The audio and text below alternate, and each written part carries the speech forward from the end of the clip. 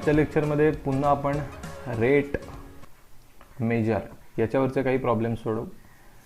So आजचा first problem हा एक्सरसाइजमधला problem आहे, महाराष्ट्र स्टेट बोर्डच्या पुस्तकामधला.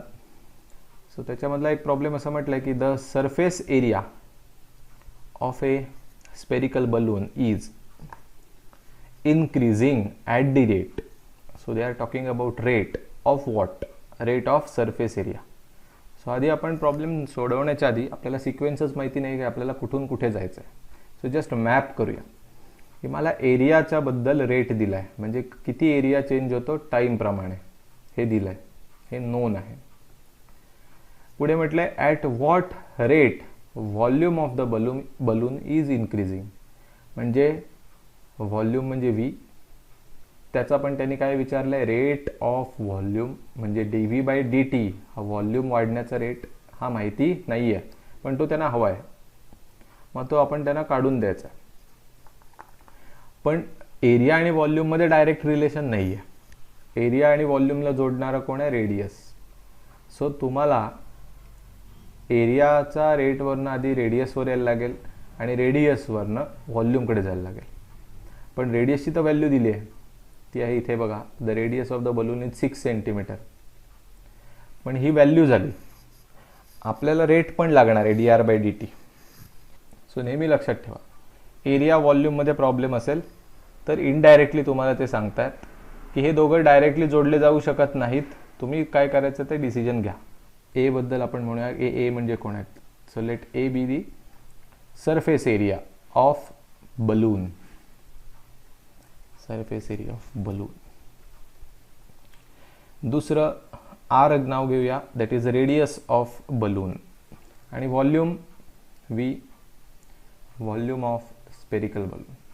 आरची व्हॅल्यू आपल्याला दिली आहे, जिथे आपल्याला रेट काढायचं आहे ती आहे 6 सेंटीमीटर.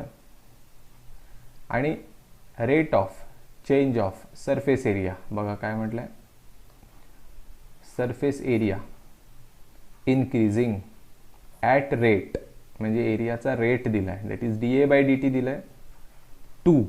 आणि ओळखायचं कसं ते पण मी तुम्हाला सांगितलं, युनिटवरनं पण ओळखू शकता. सेंटीमीटर स्क्वेअर हे एरियाचं युनिट आहे आणि पर सेकंड म्हणजे रेट सांगतात. मग आता मला लक्षात आलं की एरिया माझ्याकडे आहे, तर मला एरियावरनं रेडियसपर्यंत जायचं आहे. सो वी हॅव एरिया आणि रेडियसमधला formula, area of sphere is 4 pi R square. Surface area of sphere is 4 pi R square. आता हे झाल्यानंतर आपण याचे डेरिव्हेटिव्ह घेऊया, differentiating with respect to T. एचं डेरिव्हेटिव्ह येईल D A by D T is equal to 4 constant pi constant, R स्क्वेअरचं derivative येणार 2r इंटू पुन्हा आरच्या डेरिव्हेटिव्हने मल्टिप्लाय करायचं D R by D T. D A by D T is equal to 4 pi into bracket 2r into D R by D T. आता हे झाल्यावर पुढे काय, व्हॅल्यूज पुट करायच्या.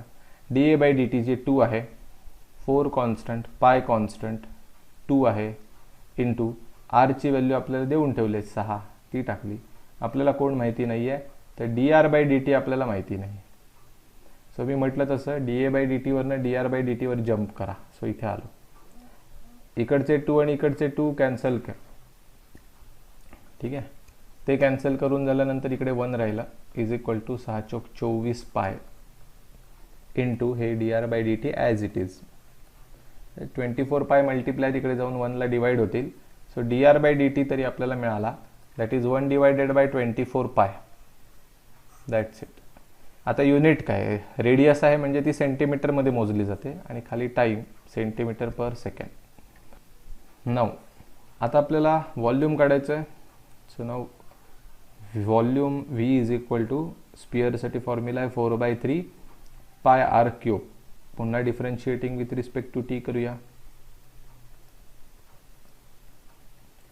व्हीचं डेरिव्हेटिव्ह येईल D V by D T 4/3 constant pi constant, R क्यूबचं derivative येईल 3r square, 3 पुढे येणार आणि वरून 1 कमी होणार इंटू आरच्या डेरिव्हेटिव्हने पुन्हा मल्टिप्लाय केलं D R by D T. So therefore D V by D T, D V by D टीची व्हॅल्यू माहिती नाही आहे, तीच तर काढायची आहे. As it is. 4/3 constant, pi constant, 3 also constant, 6 आरची व्हॅल्यू 6 आपल्याला देऊनच ठेवलेली. सो इथे इंटू 6चा स्क्वेअर करू शकतो मी, इंटू dr/dt, dr/dt 1/24 पाय हे आपण टाकू शकतो. पायला पाय कॅन्सल पण होईल, म्हणजे आपलं थोडंसं कॅल्क्युलेशन सोपं झालं. ठीक आहे. पुढे 3ला 3ला पण कॅन्सल करून टाकू.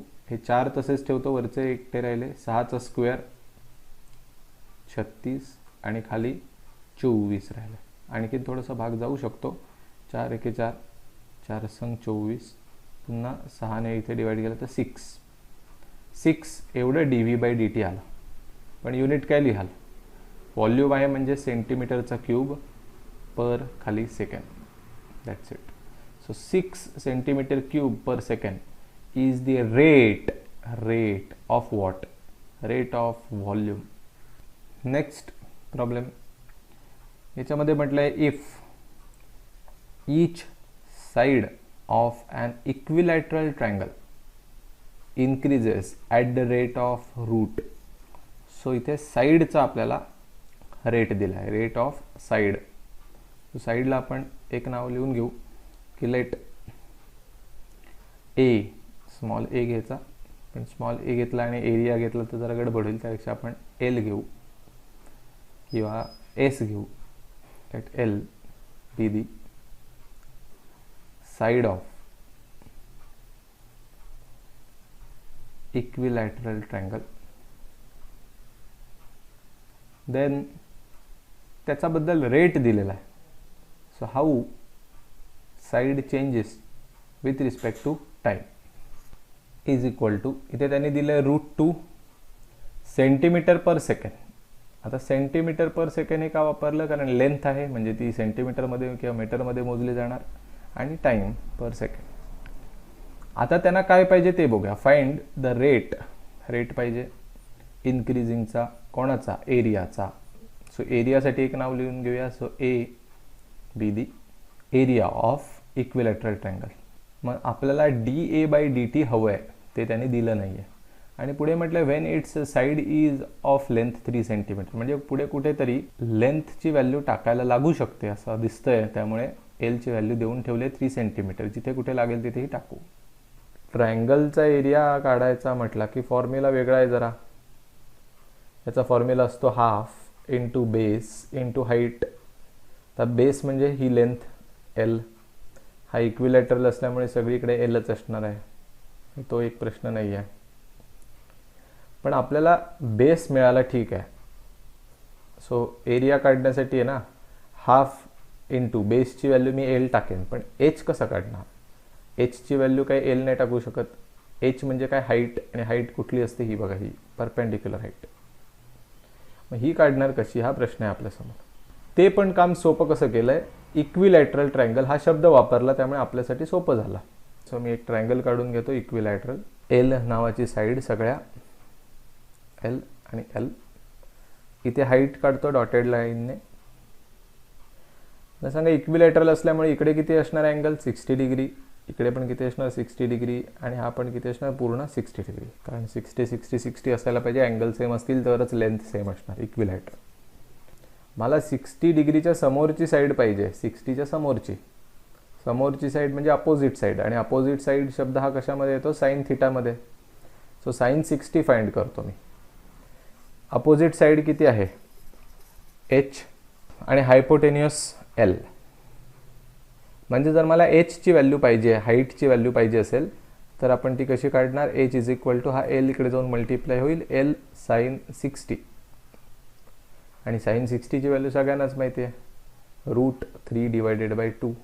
Therefore area of triangle, equilateral triangle is equal to capital A is equal to, formula आपण आता वापरू शकतो, half base into height. A is equal to half base. Base म्हणजेच हा बघ, हा बेस कितीचा आहे तो? एल.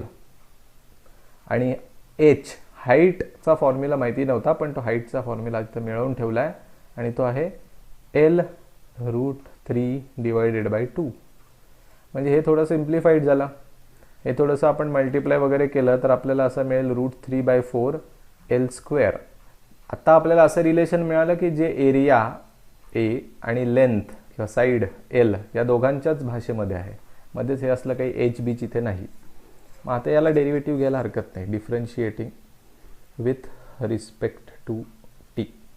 एचं फॉर्म्युला येईल dA/dt, म्हणजे उत्तर येईल derivative. √3/4 is constant, so keep it as it is. आणि इथे L² आहे, त्याचं डेरिव्हेटिव्ह जर R² 2R येतं तर L² काय येणार 2L, पण टीच्या जागी एल आल्यामुळे इंटू dL/dt. आता तुम्हाला लक्षात आलं असेल की आपल्याला काय व्हॅल्यूज देतात ते. So dA/dt is equal to, हेच काढायचं आहे, √3/4 as it is into 2 constant L. Length आपल्याला दिली आहे बघा, इथे मी म्हटलं होतं 3 सेंटीमीटर, ते इंटू 3 लिहिलं. आणि dL/dt इथे आहे की √2 झालं. सो इथे थोडंसं कॅल्क्युलेशन होईल. सी रूट इंटू रूट म्हणजे √6, 3 दुणे 6 एकाच रूटमध्ये. पुढे बे के बे 2 4 इथे करू शकता, इंटू हा वरती 3 राहिला आणि खाली 2 राहिला. आता एरियाचा रेट आहे त्यामुळे त्याचं युनिट कसं काढणार, एरिया म्हणजे सेंटीमीटर² आणि टाईम म्हणजे second, cm²/s. Next problem same type, रेटवरचा आहे, व्हॉल्यूम एरिया. याला समजून घेऊया, आधी मॅप करूया आणि मग लिहूया. Volume of sphere increases at the rate of this. So they have given rate of change of volume म्हणजे dV/dt. व्हॉल्यूमचा rate is equal to 20 cm³/s. तुम्हाला युनिटवरनं पण हे कळेल, सेंटीमीटरचा क्यूब म्हटलं म्हणजे व्हॉल्यूमचं बद्दलच बोलत आहेत. पुढे म्हटलंय rate of change of area काढा म्हणजे dA/dt काढा.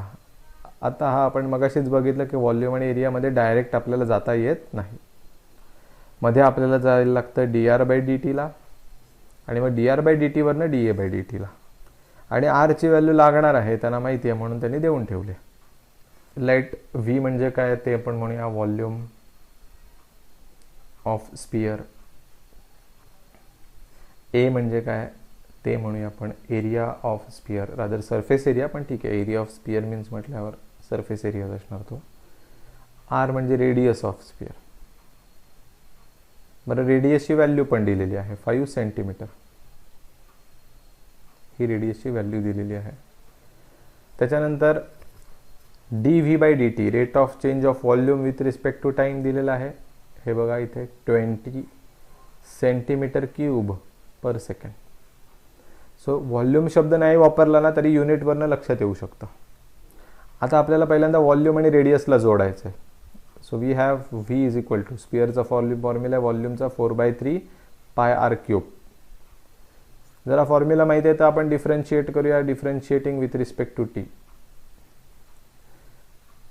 Vचं डेरिव्हेटिव्ह येईल dV/dt, 4/3 as it is, pi is as it is constant. r³ derivative येईल 3r², 3 येतो पुढे येतो आणि वरून एक कमी होतो, into again derivative of dR/dt, derivative of r with respect to T, because टीच्या जागी r आला आहे. बस dV/dt आपल्याला माहिती आहे 20, 4/3 ॲज इट इज, पाय पण तसाच, 3 कॉन्स्टंट. रेडियस आपल्याला सांगितलं आहे 5, सो इथे 5चा स्क्वेअर इंटू dR/dt. सो आपल्याला dR/dt सांगितलं नाही काढायला, पण ते काढल्याशिवाय आपण पुढे जाऊ शकत नाही. इथे एक बरं झालं, 3ला 3 कॅन्सल झाला. 20 इज इक्वल टू 4 पाय आणि हे 25 इंटू dR/dt. आता हे 25 चोक किती होतं, 100 पाय इकडे येऊन डिवाइड होतील. So 20 divided by 100 pi is equal to dR/dt. So 20 × 20 20 100, so 1/5 pi असं उत्तर आलं. So dR/dt is equal to 1/5 पाय. रेडियस म्हणजे cm/s. So this is rate of change of radius with respect to time. So we jumped from volume to radius. आता रेडियसवरनं area. So पुढे म्हणणार we have surface area capital A is equal to formula काय आहे 4 पाय आरचा square. ठीक आहे. पुढे करूया differentiating with respect to T. एचं derivative D A by D T.